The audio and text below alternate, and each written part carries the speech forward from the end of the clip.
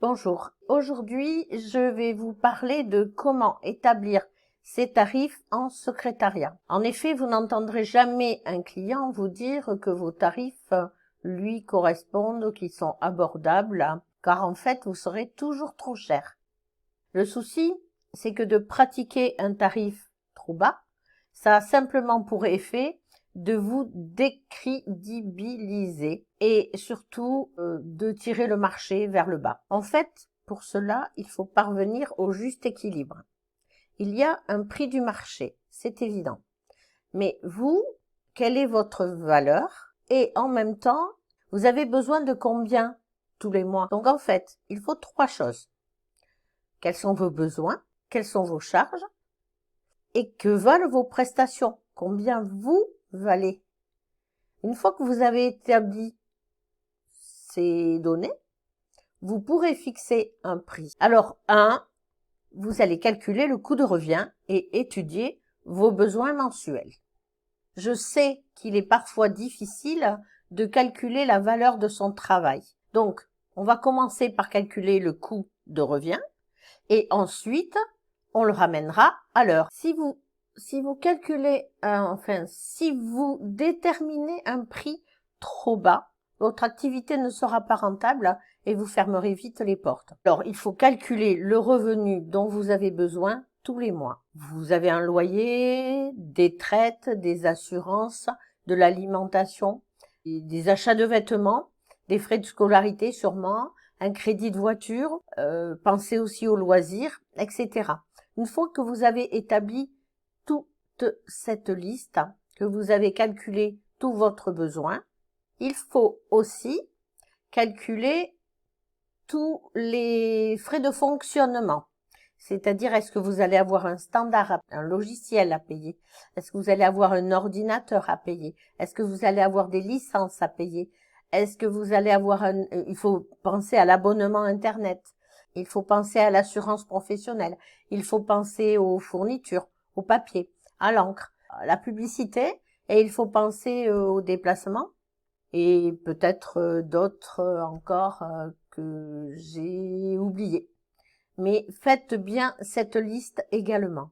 Bon, là, vous avez listé tout ce dont vous avez besoin pour fonctionner et votre revenu. Ensuite, vous allez calculer combien de temps vous voulez travailler.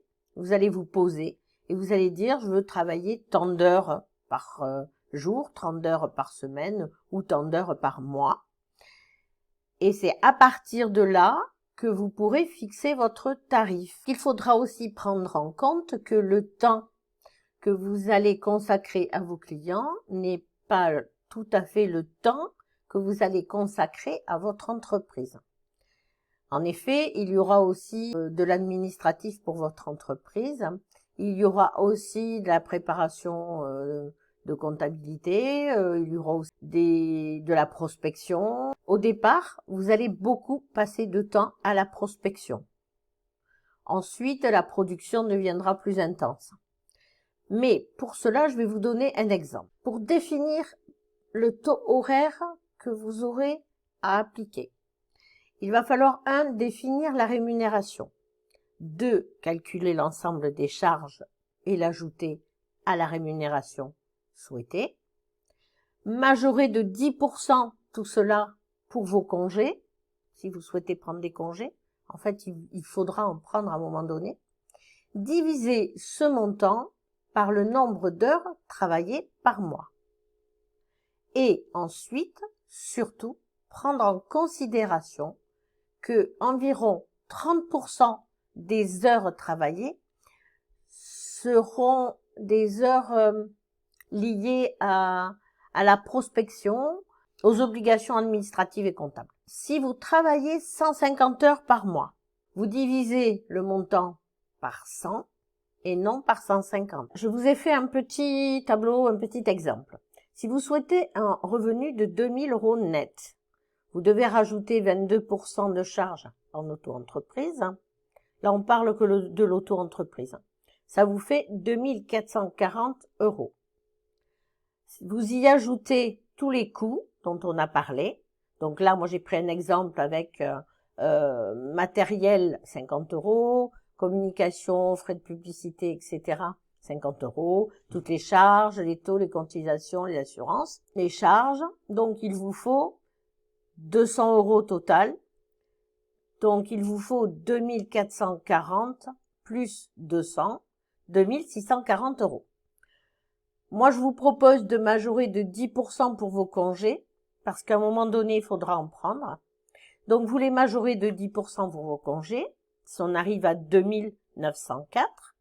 Et, admettons, comme je vous ai dit tout à l'heure, vous avez prévu de travailler 150 heures, donc un tiers de ces heures va passer dans la prospection, l'administratif pour votre activité, la vôtre. Donc, on va diviser par 100, ce qui nous ramène à un taux horaire de 29 € et 4 centimes de l'heure. Donc, vous vendrez vos prestations 30 € l'heure. Ça, c'est un exemple. Je ne dis pas que c'est ce montant-là qu'il faut vendre. C'est à vous de faire le calcul.